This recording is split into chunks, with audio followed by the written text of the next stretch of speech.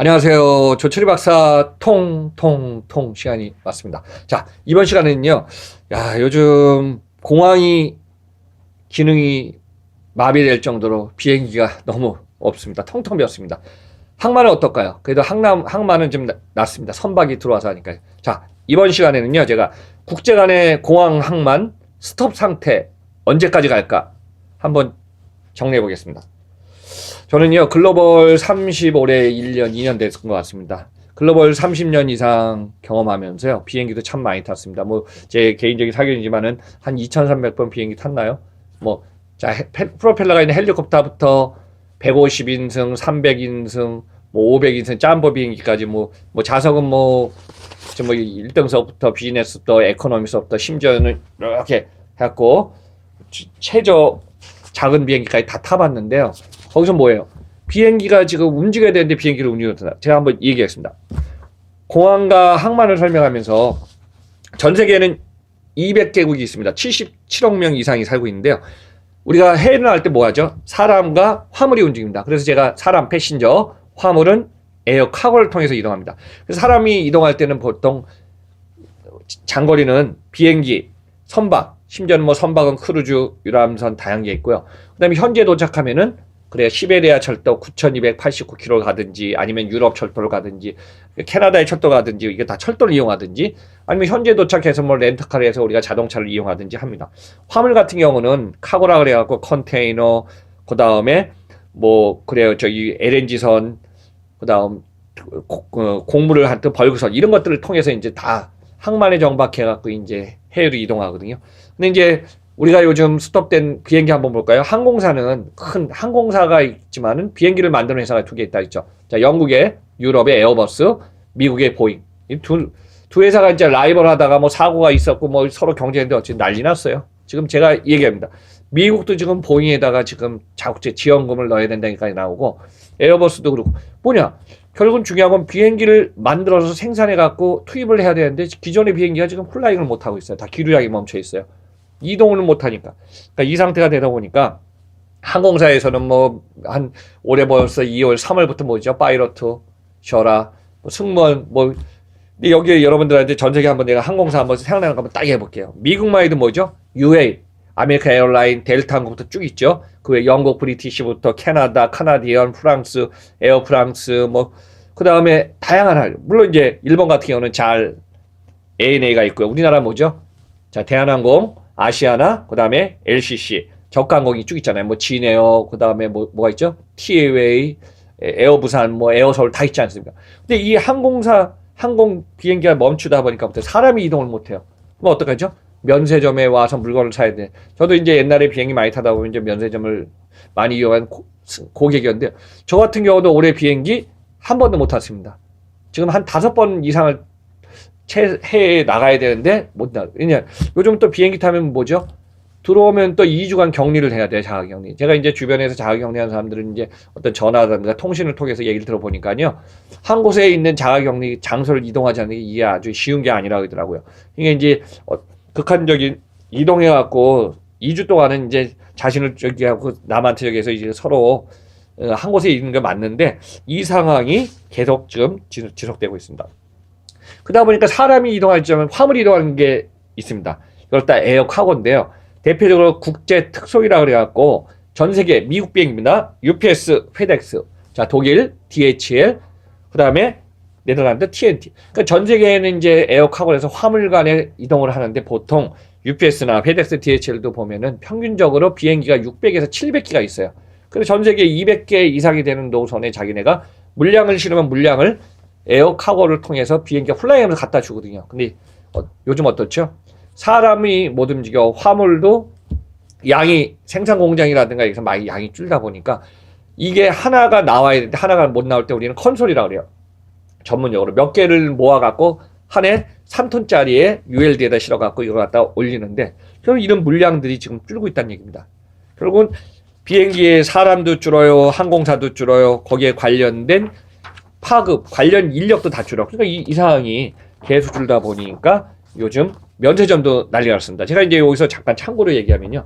우리나라에는 면세점이 이제 여러 가지 있지만은 한동안은 있잖아요. 면세점 사업권을 따려고 막 들어갔는데 요즘 면세점이 4억 건을 따는 게 아니라 일부는 벌써 반납했지만은, 자, 인천공항 얘기겠습니다. 인천공항에는 제가 알기로도 신라면세, 신세계, 롯데, 뭐 애경 다 들어가 있는데, 최근에 4월달 데이터인데요. 최근 데이터 플러스 보니까 면세점에 사람이 이동을 해야지 특정 국가밖에, 특정 지역밖에 지금 운항을 안 하다 보니까 면세점의 매출액이 1억밖에 안 된답니다.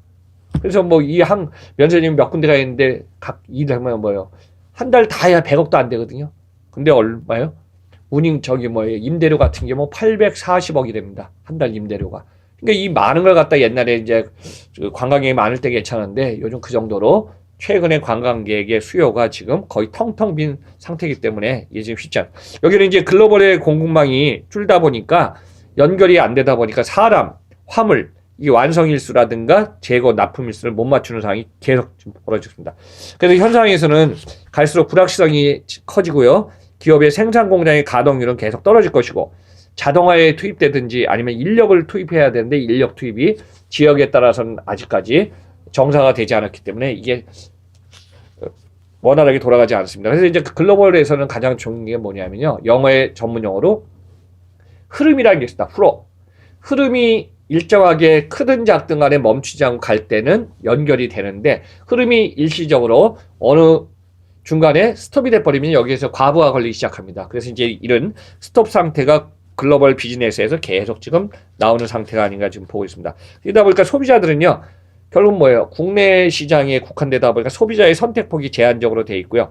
해외 상품도 전자상거래 결제를 해갖고 과거처럼 어디든지 우리가 이제 원하는 걸 다 갖고 왔는데 지금은 항공화물이라든가 그 다음에 해상화물에 대한 속도가 늦어지고 또 화물에 대해서 제한적인 것들이 지금 나오고 있습니다. 그래서 이제 5월달 되면은 이제 5월달도 벌써 이제 지금 3주에 지금 지나가고 있는데 폭발적인 소비. 그동안에 이제 우리가 소비라든가 여행을 못 가게 가둬두면 어떻겠죠? 와, 풀렸다 하면 어때요? 해외로 나가자. 못 사고 싶은 거 사자. 그래갖고 폭발적인 소비가 있냐 왕성하게 나오는데 이 시장에 일시적으로 지금 상황은 지금 움직이는 것 같아요. 우리나라가 지금 제가 볼 때 4월달, 5월달 그때 어땠죠? 이제 디스카운트 세일을 딱 하니까 어때요? 집에서 거리 제한 두기를 일시적으로 좀 저희 제한을 풀다 보니까 어때요? 백화점은 다 뛰쳐갔다지 않습니까? 그 정도로 소비자들은 제한적이고 지금 가둬두면은 그걸 갖다가 못합니다. 자, 그래서 해상화물에는 이제 여러분들 컨테이너, 자동차 전용선, LNG선, 곡물을 이동하는 벌크선 이런 것들이 지금 계속 맞물려서 사람은 못 움직여도 화물은 움직입니다. 근데 여기서 최근에 하나 우리나라에서 큰 컨테이너를 건조했습니다. 제 기억으로 지난달 4월 23일 날을 지금 생각나는데요. 우리나라에서 24,000 TU의 컨테이너선을 갖다 건조해갖고 전 세계에서 가장 큰 컨테이너선 24,000 TU가 지금 국제 해상에서 지금 이동하게 움직이게 되어 있습니다. 그래서 이제 공항과 항만에 정박하는 비행기라든가 선박이라든가 이게 계속 옛날처럼 좀 많이 늘어나기를 기대하면서 환적 화물이라든가 환적 이동이 돼야 되는데 그 상황이 지금 아직까지 5월 달도 큰 변화가 없는 것 같습니다. 그래서 국가 간에 이제 입국을 제한하고 격리하고 이런 상황이 계속되니까 어때요? 사람들은 큰 폭으로 지금 감소하고 도착하더라도 어떤 신변이라든가 자기의 제약을 받다 보니까 사람들이 적극적으로 활동하는 데는 아직까지 좀 쉽지 않은 것 같습니다. 자, 제가 이제 조금 전에 인천공항 면세점을 얘기했지만은 비행기도 사람도 보면요. 항상 움직여야지 돌아가는데 저는 걱정하는 게 하나 있어요. 사람도 멈춰갖고 활동을 안 하면 어쩌죠? 근육량이나 근력이 많이 준다 그러지 않습니까?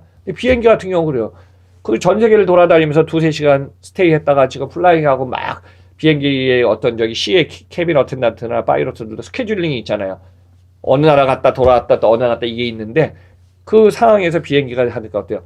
제가 볼 때는 아마 정비하는 것도 시간 많이 걸릴 거고 비행기에 대해서 비행기나 선박은 가격이 고가 상품 아닙니까? 그래서 이런 부분이 앞으로 좀 많이 비용도 좀 발생할 걸로 보고 있습니다. 그래서 이제 공항과 면세점 관련해 갖고 하다 보니까 앞으로 저는 이렇게 보겠습니다.